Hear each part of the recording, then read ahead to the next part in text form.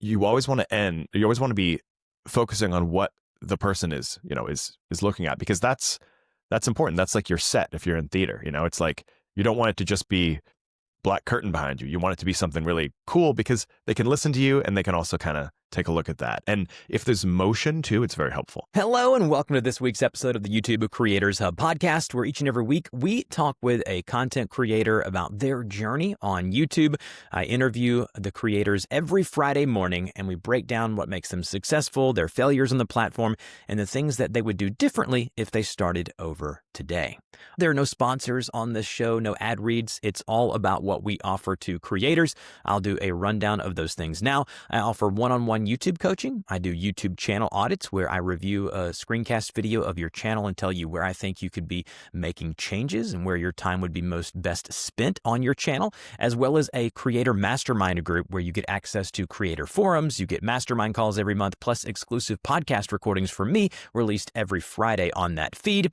We also have two other things. We have the running list of links that basically anything mentioned on the show is on a Google spreadsheet. That's called the Entrepreneur's Toolbox. And then I run something called the Entrepreneur's Minute, which is just an email newsletter, never spammy. I'm not going to send it to you daily. It's every Friday. I talk about something going on in my life, the tools I'm using, things that I'm finding interesting. So if you're looking for a behind the scenes look of my business, that's probably the best place to do that. So with that said, let's go ahead and jump into this week's conversation. Welcome to this week's conversation on the Creators Hub podcast. I'm so excited today to be joined by Phil from Philip Wells Real Estate over on YouTube.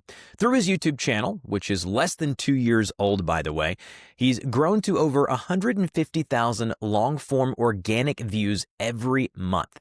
Phil has expanded his real estate practice from Manhattan and Brooklyn into a truly global business. His cinematic tours, which I believe that's probably where he is where he sets himself apart, of castles, estates, and architecturally significant homes now generate inquiries from buyers and sellers from all around the world, leading to successful transactions both in the U.S. and internationally. Phil, how you doing today? I'm doing well. Thanks, Dusty. So you've taken a unique approach as far as I've had many realtors on the show talking about real estate and growing their business on YouTube, and we'll definitely dive into that stuff. But your approach to this and just kind of give the audience the perspective of what you do, because, on your YouTube channel, which I'm on right now, you do these just cinematic, these beautiful videos showcasing these amazing properties, houses, villas, castles. Explain why you went that route and what you think it has kind of attributed to your success so far. So before I started doing kind of the form that I'm doing now, I was doing the more traditional standing in front of property saying, "Hi, welcome to 1605, Lemon Avenue. This 3-bed, 2-bath home is 1,600 square feet." And I think right at that point, people were just tuning out and kind of saying, "Okay, another real estate tour." 2 to 3 minutes, the same cheesy music, the agent standing outside of the home, and then it just goes over some B-roll shots of the home. And that wasn't really getting any traction. And I kind of realized that when I watch YouTube, that's not really what I'm watching for. I'm watching for something that is really, interesting right from the get-go, that makes me want to stay and watch more of it. And so I thought, what would really grab me? What interests me? What makes me like, whoa, I just need to see that. And as I'm on social media for real estate, I saw castles and I said, wow, you could buy a castle. That's pretty cool. And then I started thinking, how could I get into a castle? How could I help that agent promote a castle internationally? And that's kind of, what sent me down the rabbit hole, so to speak. So these videos, what experience did you have? Like, what part of it, are you hiring this out? Are you doing it yourself? Explain kind of how you got into the YouTube space and decided to start the YouTube channel, as far as like your experience with videography. Where are you in the spectrum of, hey, novice to expert? I would say when I started, I was very novice. I mean, I had done stuff with my phone. I'd done stuff with a little bit of, webcam kind of recording, sort of doing like green screen type of stuff where I'd talk about listings. But that was basically it. I didn't have any experience delivering in front of the camera, and I didn't really have any experience shooting. So I had a friend who lived in Chicago, who's Tommy Lukrich, And I called him up and I said, "Hey, Tommy, if I can get us into a castle in Scotland or France, if I can get us into some of these places, would you go on me with this, do this trip and go on me in this crazy adventure? Basically, as a friend, all expense paid trip. I'd buy all the equipment, I'd do everything, and let's see what we can do." And he said, "Yeah, as long as I'm not working at the time, if I can take the time off, I'll do it." So that was basically, he had a theater degree, he'd done some film work, but not too much. So it was a real learning experience right from the get-go. What impact did this have immediately to your real estate business? Like when you posted the first video, how quickly did it kind of take off? Because now, I go to YouTube channels and work with creators every week.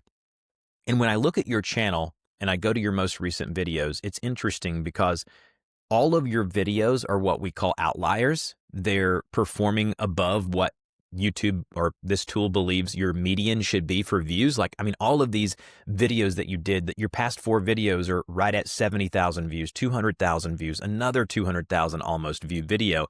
And so these videos are really taking off. So what impact did it have with the business?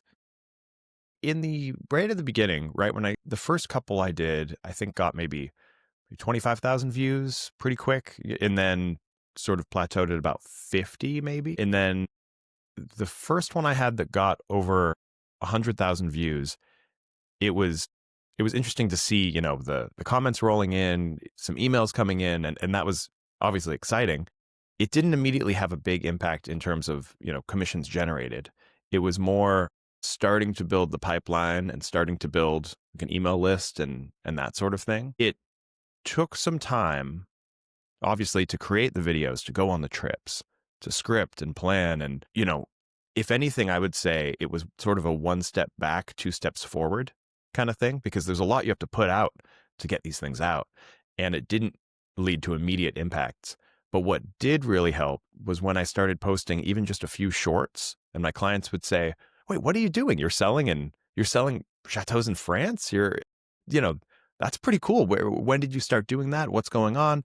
And everything I posted, even though it was advertising other agents' listings, they all thought immediately, everyone thought that it was mine. And so that helped elevate my profile. And they started saying, "Oh, okay." Instantly they'd say, "You're selling this. You're selling this. This is yours. This is yours." And I'd have to sort of convince them otherwise. And then I realized, what am I doing here? If they're saying you're selling this and they have a friend who's interested in, XYZ, great. Introduce me to the friend. I'm selling this together with with the listing agent over in Europe. And, that's kind of how deals started to happen, is once I started to take ownership and say, yeah, it may not be my direct listing, but I am selling it. So let's take that a bit farther then. What is the business model? As far as, obviously, YouTube is a big cog in this wheel because this is where you're getting your face out there, your voice out there, you're featuring these really luxurious properties. So what is end-to-end the business model of now you're not just doing things in Manhattan and Brooklyn, you're expanding internationally, and you're basically, are you reaching out to the listing agents and saying, "Hey, listen, here's what I do. I can give you a super high quality cinematic video of the property, help you sell it, get it marketed worldwide." Explain that to us. Like, what's the full business model? So real estate agents all over do referral agreements where if you send them a client, then you can get usually 20-25% of the commission generated from that client. And that's just pretty standard. If you have any, people often, their brother will be buying a place in Florida or something. So they connect them with a local agent and they say, if and when he buys, I expect, say, 25% in exchange. So my initial thought was, let me just do referral agreements with these agents. If someone comes off YouTube, I can send them over, refer the client, and I can get a referral agreement. And that's been fine, and that's worked pretty well. But where it really started to change was when property owners started to reach out to me and say, I have a hotel in Italy, and I'm interested in you promoting it and helping me sell it because I watch your videos, I see what you do. The local agents here in Italy they're not going to do something similar for me. I know that frankly, the quality just isn't quite the same. They just can't. So would you come over here and shoot one of your videos, and then essentially I'll give you the listing, and then you can hire out the local showings when people, because I can't be going back and forth to Italy the whole time. So taking on my own listings has been, kind of a game changer in terms of, instead of just getting a small referral, I can sort of flip it and I can pay a referral to someone who's doing the local showings. So that's been helpful, but it's all just getting started. I mean, this is really, I've been so focused on getting more content out there and taking these trips, and it's been quite a bit of travel, planning, expense, and I'm just starting to see the fruits. the reversal of that. There's a quote that I like in the Bible, and I think it's Ecclesiastes, and it says, "Cast your bread upon the waters, and it shall return to you after many days." That bread it's a little soggy, but it's starting to come back. I love that. That's an amazing verse. I also was going to ask you, I guess it really, you can't really tell at this point, but I mean, how much does one of these trips cost you on average? They cost about, I was looking at that, and I think they're about $10,000 when and that's including if you got to buy a new lens. Maybe I just had to buy a new drone. There's different things you have to always be. What do they call it? GAS, gear acquisition syndrome. But, Yes, I have there's that. definitely a lot of buying of stuff. But then there's paying for the videographer. And now we just brought in a production assistant as well, who kind of helps with the actual shoot days and is trying to make it a little bit of a shorter shooting cycle for us. But yeah, in general, flights, renting a car, hotel, and then that's not really factoring the time that I'm taking away from my real estate in New York, which, again, that might be, $500 a day or something in lost. It's hard to quantify, but there's lost income, and then there's also the actual cost. I'd say about $10,000 though in real hard costs per video. And people hear that number and think that's rather high, and it is, but if you're selling a $17 million penthouse, I mean, the commission on that is amazing. I mean, depending on kind of what your rates are, and in real estate, it all differs. As far as the stuff you're doing in New York, you're still obviously working there. It's just your time away is to hopefully, I tell people this all the time, look for the big ticket. The big ticket items are the ones that, and for you, if you can sell 4 to 6 or 7 of these really big deals a year, I mean, your income is dramatically higher than what it would be if you're just a Manhattan or New York City realtor, right? Like, you're getting a increased revenue. I mean, would you agree with that? Yeah, if the one thing is the real estate commissions in the United States are quite a bit higher than they are elsewhere. So, there might be only a 1 to 2% commission rate for some of these big ones. You'd think, a US agent thinks 5 or 6%. It is quite a bit lower internationally, but also it kind of means that their level of service, they kind of treat it more like a 9 to 5 job, and kind of, it's not as, I don't mean to say anything disparaging, because I kind of like their approach to real estate over there, but it's a lot different. It's kind of, in the US, we, and not to get too off topic, but in the US, we sort of say, it's my listing. I feel responsible if it doesn't sell. I'm like, we were mentioning off air that your parents were real estate agents, and that I'm sure that we feel like it's our little baby. It's our responsibility if it doesn't sell. And out there, it's like, oh, well, we've listed it. We've posted it. It's not doing well. So it must be something's wrong with the property. Something's wrong with the price. That's it. Whereas here, like tonight, I'm throwing a party with like 40 agents in the city trying to sell a penthouse here in the city. And it's like, I'm bringing people in. I'm supplying gifts for a white elephant exchange. I'm, bartender, food, all this, bringing everyone from the area. Like, we're really trying to promote this thing and sell it. And it's just a difference in approach to, oh, I can't, you get an email, I can't show it tomorrow. I can't show it, maybe I Yes. can show it next week. And it's like, come on, man. Like, we got to be a little more on the ball here if we're trying Yeah. to sell this, this private island or something. It's like, come on, someone wants to see it. Let's go. Let's get out there, Yeah. So there's a little bit of a difference in, but to get back to the question, yes, one of these can pay for a lot of videos. And not only that, it also helps me get listings even in in New York because I can show them and say, Yes. hey, look, here's what I can do for you in New York. And that's been a really good to increase my business here too. You know, Phil, I think that one of the beauties in regards to YouTube is that it becomes a catalog.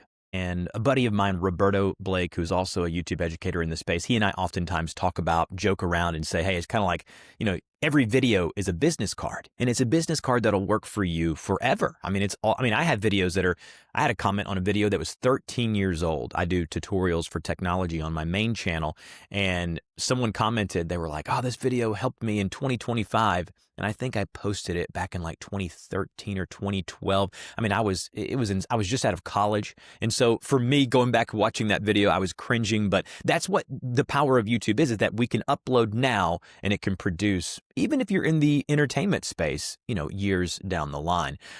So let's now shift focus away from kind of the real estate side of things and go to the YouTube side of things. You're obviously doing something right. These videos on your channel, as I mentioned previously, all of them seem to really take off.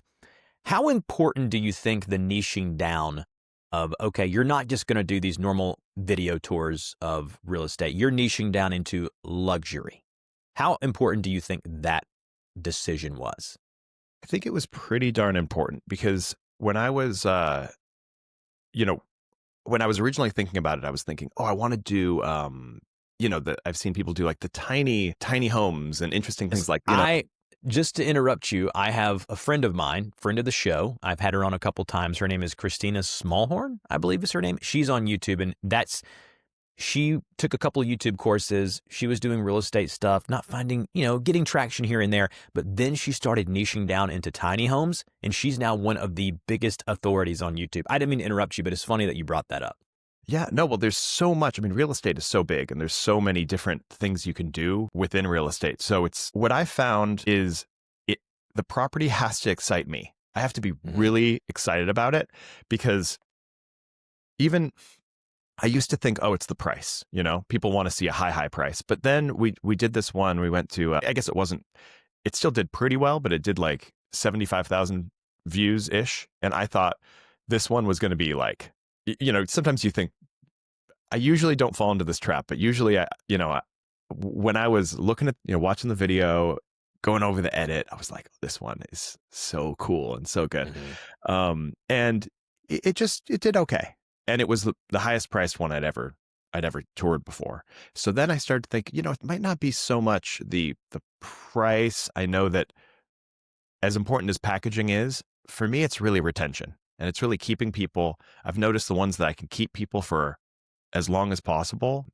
And it stays interesting throughout. It's not just beautiful room, but I don't know, there's a waterfall and there's a secret room, there's a secret passage, there's those kind of things really where people who are watching the video, they can see in a chapter and they see a big spike and they say, oh, what's that? And they keep watching. And so if I can keep the retention really strong, then I know the video is going to do well. And of course we think a lot about the thumbnail before, and that's one thing that really changed for us is where we thought, if this doesn't have at least a decent thumbnail, we really maybe shouldn't shoot it because it's so important to have a good thumbnail. So that's kind of like table stakes for us. It's like, all right, what's that thumbnail? What's that thumbnail? And then can we keep people interested for longer than 10 minutes?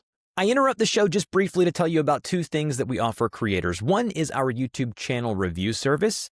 For just a small fee, you can get access to this service where I go, take a look at your channel, record a screencast video, and tell you where I think you should be spending your time and where I think you could be improving your channel. And then lastly, we have a mastermind group, $5 to $10 get you in. You get access to the creator forums where you can talk with hundreds of creators all throughout the week. We have mastermind calls monthly. We do exclusive podcasts on that feed every Friday. So if you're looking for a place to connect with other creators, definitely check out the Creators Corner. All of these links will be down below in the show notes. And now back to the show. I want to talk about both of those things. So let's start with the retention and then we'll go to packaging. Your packaging is really good, by the way. And I've kind of seen how you're not a channel of quantity. And what I mean by that is that you're not going to upload a long form video every week. You are more on quality and you're really targeting in and honing in on who your audience is and the evergreen nature of your videos, right? People forever will go back, just watch these videos for entertainment of like, man, this is a cool villa. This is a really interesting place in Italy that I want to just watch. And eventually in the back of their mind, they'll oh, that's a Phil Wells video. And they could use you down the line, which is kind of the beauty of what you're doing. But as far as retention goes, what are the tricks of the trade, Phil? Give me the things that you've learned. You mentioned like, hey, they're not just going to sit through a boring walkthrough of room after room after room. It's these interesting landmarks, or maybe the history of the build. Like, what have you learned and what has worked well for you on the videos that have had really good retention? So I think that often the larger, I don't know how this is exactly going to help everyone who's not in the real estate space, but for me, places with various interesting things that are on different areas of the property really helps it out. So if it can be, let's head down to the coast and let's take a look at the beach. This has a private beach. Here's where your boat would pull in. Let's go to the underground parking. Let's go to the rooftop. Those things, not keeping, keeping the relative sections only a couple of minutes long and not just rambling on in the living room for far too long. Trying to kind of keep it moving. Walking shots where you're talking, you're explaining something, but you're backing up and revealing something as you do it. Always keeping in mind what's behind you when you're sitting and talking. This is something that I was bad at, but my videographer was like, no, don't talk about that here. There's just a wall behind you. Like, move over here and look. All right, now there's a waterfall behind you, or there's this beautiful tree, or whatever it is. What's behind you? Because and right now I have a dying plant, but but keeping that in mind, it was actually a trick that I had heard from a top real estate agent in New York, and she said that when she's doing the tour, she'll always end in the most important, cool place, where there's a beautiful view, or there's maybe in the kitchen, or you always want to be focusing on what the person is looking at, because that's important. That's like your set if you're in theater. It's like, you don't want it to just be, this black curtain behind you. You want it to be something really cool because they can listen to you and they can also kind of take a look at that. And if there's motion too, it's very helpful. How about the hooks? The initial 12 to 30 to 45 seconds. What have you learned over time about, I oftentimes use the analogy and the example of a kids creator that my children watch. Adley knows best. And the way they do it, they do this thing called Best Day Ever. It's the vlogs they do every day of their family and the hijinks they get up to. But the first 30 to 45 seconds is kind of like a movie trailer. It's really quick, a lot of cuts, all the most interesting highlights of that whole video. And it gets you enthralled with, oh, they're doing that. I want to stick around. So what have you found about the initial, maybe opening minute of these long form videos? Because I would say the average duration of one of your videos is around 20 minutes. I mean, some of them are upwards of 37, 40 minutes. And so what have you learned about the opening little bit of the videos? Yeah, you want to show off enough things to keep people excited and interested. So if you are going to, tease something, that's the time to do it. I've found that big drone shots, are good because it helps establish, just like any establishing shot, helps people know kind of where they are. But I also find it's important to show me in there doing something, opening a door, or, something like that, because then it shows not only is the person going to see the property, they're going to see someone showing them the property. Because there's so much real estate out there where it's not an interactive kind of live tour. It's the agent standing and delivering something, and then it's just B-roll, B-roll, B-roll, B-roll, which is okay, but they want to know that they're going to be actively led through the property and kind of see every nook and cranny. And that's usually our audience kind of wants to see. Like, if I don't show a closet, I'll hear about it. It's like, he didn't show the closet. Oh, there must be a dead body in there. It must be locked. There's not enough closets. That's the problem with these places. There's not enough closets. And all of a sudden there's 10 people commenting about the closets because I didn't show, a closet. So, people want to know kind of what they're going to get. And then you also want to keep the intro kind of quick because you want to be able to get into it. I notice a certain amount of people cutting through the intro and just getting to the video. So that's been interesting too. I've tried to make it sort of too cinematic before, and I think you almost don't want to overthink it where you're launching into a story or something. I don't know. It's a learning process. The intro is very hard and we think about it a lot because it's the most watched thing, right? A lot of people dip after a minute or two, but everyone Mm. watches the intro. So you really have to think more about your editing quality when it comes to the first half of the video, as opposed to usually if it's in the second half. And I have this rule, like get to 85% and then call it, because we can spend forever editing these things. Yeah, But the you intro mean has to be perfect. The intro you has to mean be like you mean as perfect. far as the project as a whole? Like if you Yes. tried to perfect this thing, you wouldn't release any videos. That's yeah. So we have to get to 85% perfect. Like get it, because we could be perfectionists where we're on Mhm. the sixth round of edits and Yep. we're editing 2 months after we shot. And it's like, we just got to get this out. So that's where I came up with that 85% good is, it's like 85% is 100%. Let's publish. Because Yep. otherwise, you can just keep going on and on about how many times you used a certain word. And can we find a cut? And can we take from take one in this area and take four in this area and take three, like we'll do 3 or 4 takes of each thing. So you could just drive yourself crazy with the edit. I'm the same way with podcast. Last week I did it. I do these State of YouTube podcast that are hour and a half long recordings. And I sent it to the editor. He sent it back. I didn't like what he did. So I started from scratch. And it's 9 o'clock at night. My kids are finally asleep. And I'm in here trying to kind of edit the thing the way I want it done. And still, funnily enough, I got a comment. I tried something new where I brought up, this is kind of inside baseball, but I'll tell you guys.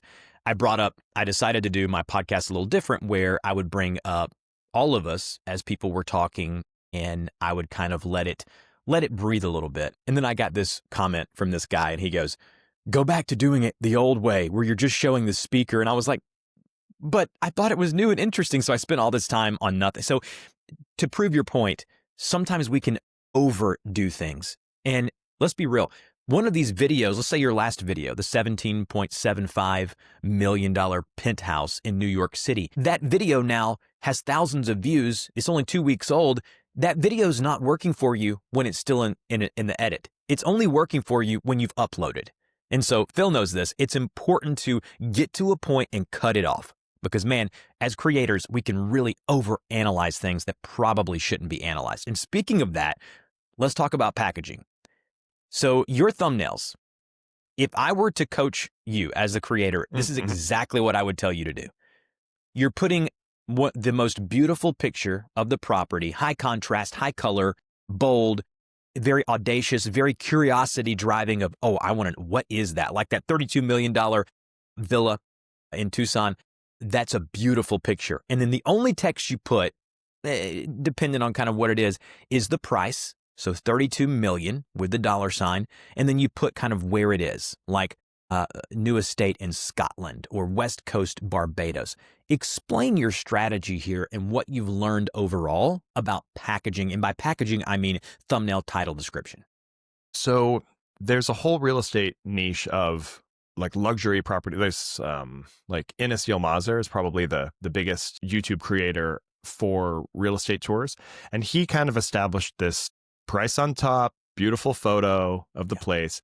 And I wish it wasn't the case that was what I had to do, because I've tried interesting other things. And when I do an A/B on it, it's usually people want to know there's an established format, and I think that I'm swimming upstream if I'm trying to go against it. But I have sort of played around on the edges of it a little bit. And I guess that as of now, I will usually try a couple of different angles of the property, a couple of different things, and I usually kind of know which one's going to do the best. And my intuition is pretty good, but I've still been testing a little bit. One thing that's tricky is, like, I'm headed to Dubai in January. We're doing like penthouses, and they're mostly apartments, right? And when it's not like a real property, like a villa or something, when you also have when you're shooting an apartment, you kind of have to either do a really wide shot of the building, in which case you have to highlight where it is, and hopefully it's an impressive spot in the building, or you have to do an interior thumbnail where you're just standing next to a window, usually showcasing the view, or you're standing next to something. those for me haven't done very well. The interior thumbnails, which makes it really hard to think, how can I do one of these penthouses? Even if I'm standing on a terrace or something like that. So I don't know. I agonize over it. I test different things, and it does have a huge impact on the performance. So it makes me want to do more ones that have a really impressive lead shot where, I can stand outside of it and I can showcase it like that, because otherwise it could just be, it can be tough to crack the code of how to do an interior versus, an exterior. How much do you look at click-through rate, and how much does that impact whether or not you change or test a thumbnail?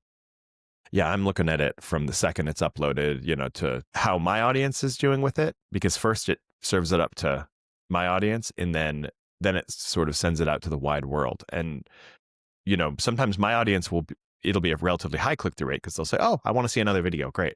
But then once it hits the wider audience, they're going to say, I don't really care about that. So then, I'm mixing it up. I'm changing things up. You mentioned the text in there. Yeah, I've tried it without the price before. That usually doesn't do very well. People like to see a high price. And then where it is, that one has been interesting because sometimes it does better without explaining where it is. And sometimes it does better when people say, oh, this is in Italy. I want to check that out. This is in Scotland. That's cool. But if it's in like New Jersey or something, I might not say where it, because, it's, I don't know. Yeah. That's, might people be like, whatever. I don't really care about this chateau. So I might say, where is it? It's like, hey, like we had one in a castle where the hook was kind of, this is like a European castle, but where is it? And, it was out in, God, where was it?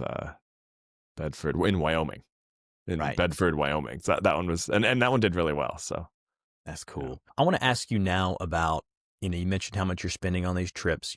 You mentioned, and we joked about kind of seeing the fruits of your labor just now starting to trickle in. Let's talk about monetization. Obviously, your channel's large enough to be monetized with the partner program. So can you talk about just the business model as far as how you make money and all the different buckets that you do so? And maybe even towards the end of that answer, give us like, hey, I have seen some fruits of my labor. And, you don't have to talk about a monetary number exactly, but maybe give us like a transactions closed that you can directly relate to YouTube and kind of maybe even relationships or listings. You kind of get the premise of the question of kind of where and how it's affecting you monetarily. yeah, sure. So it's all a little hard to say in that I've seen an increase in my business this year. This has been a very good year. And I think part of that has been, not all directly correlated, but I think that I've had some clients that I don't think would have worked with me otherwise, that because I've been sending these out, because they've noticed it, have been working with me, and I've been impressed in how I've been able to up the ticket, even within New York. So that's been, I would love if I could do an A/B test on that, because it's hard to know, what affects your reputation and how you're viewed and that sort of thing. As far as strictly like AdSense, for that, I think the CPMs are a little bit higher for real estate, and I do have a largely US and UK audience, so that's been good. And then India is my third area, which have kind of low CPMs. For 150,000 views in the real estate space, on average, what would you make as far as like on just AdSense alone? Yeah, I can actually just pull, because it's interesting, the US and the European audiences are going to pay more than, say, other types of audiences. Like mine is, US, and then I believe like the Middle East is like third, fourth, and fifth for me, and those pay much significantly lower. So it's interesting to see. Yeah, so I view it a little bit more on monthly, because I get the checks monthly, and I don't always even put a video out per month. So, I don't always think, oh, what did that video, how much did that video make? I usually think, how much am I making per month? Because it's remarkably steady. Like you said, I'll put a video out and I'll continue to get views on a video, even, a couple of years.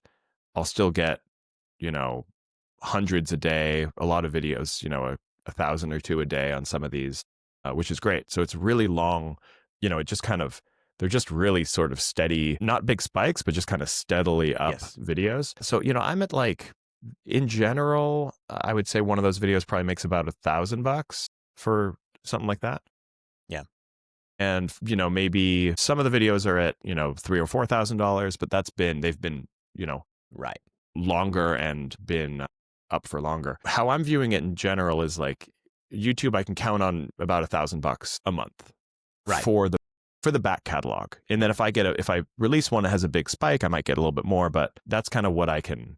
It's kind of nice 'cause that's sort of a steady Yes. baseline of, And as you mentioned, you don't upload every month. And so if you did more of these, and there are other buckets of content that if I were your YouTube coach, I would say, let's get into these. Like you could really up the output and that monthly income just from the partner program, not to mention what we could do as sponsorships, which is something, honestly, I wouldn't really encourage you to do because you're going to be able to make so much more money by doing these big ticket transactions. And so your business model around that, but having that steady income is really interesting. And my audience loves to hear kind of the different niches that you're in and kind of how much money to expect for, you're getting 150, 200,000 views a month, which is fantastic. And it's kind of how I built my channel. I get anywhere from, 60 to 100,000 views every day. I built it on a consistent stream of views. And that's kind of how I built it. And knowing that about a channel and having a designated kind of path of how you want to get there is very important.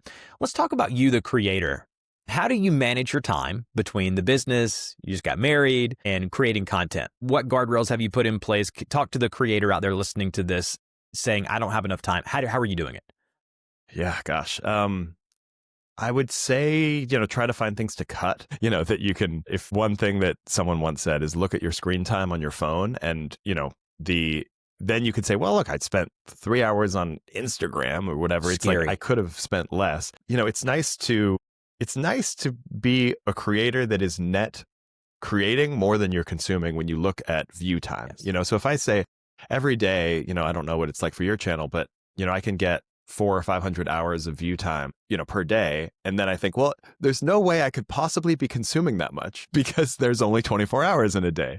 So, at least I'm putting out more in the world than I'm soaking up and taking in. But I do feel like, in this world, we're spending so much time, particularly in like it's watching other people's short form, or long form. But, YouTube, Netflix, there's so much that if you can cut out some of that time, great.